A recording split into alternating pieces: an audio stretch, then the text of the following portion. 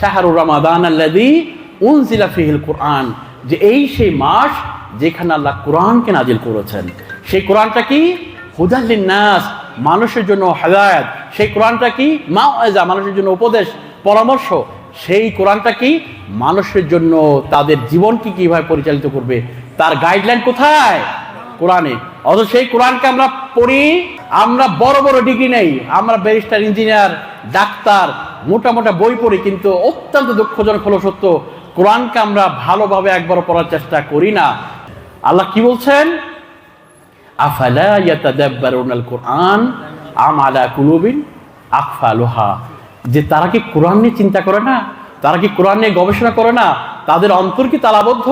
সুতরাং যারা কোরআনকে বোঝার চেষ্টা করে না, কোরআনকে নিয়ে চিন্তা করে না, কোরআনকে আন্ডারস্ট্যান্ড করার চেষ্টা করে না, তাদের হৃদয়টা আল্লাহ কি বলছেন?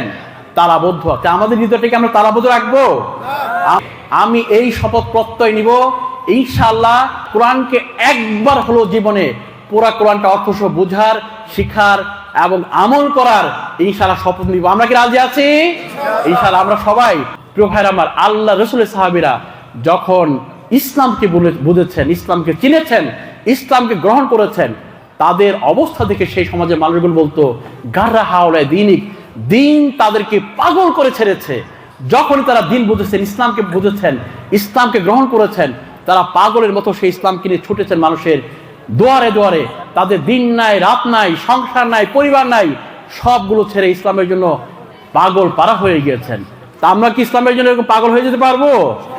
আর এই সমাজকে পরিবর্তনের জন্য কিছু পাগল দরকার, যারা দিন রাত আল্লাহর দিনকে এস্টাবলিশ করার জন্য আল্লাহর দিনকে নিয়ে ছুটে বেড়াবে।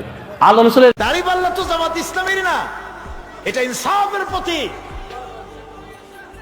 তারা ক্ষমতায় গেলে ইনসাফ করবে, এটা বুঝাবার জন্য এই প্রতীককে গ্রহণ করেছে।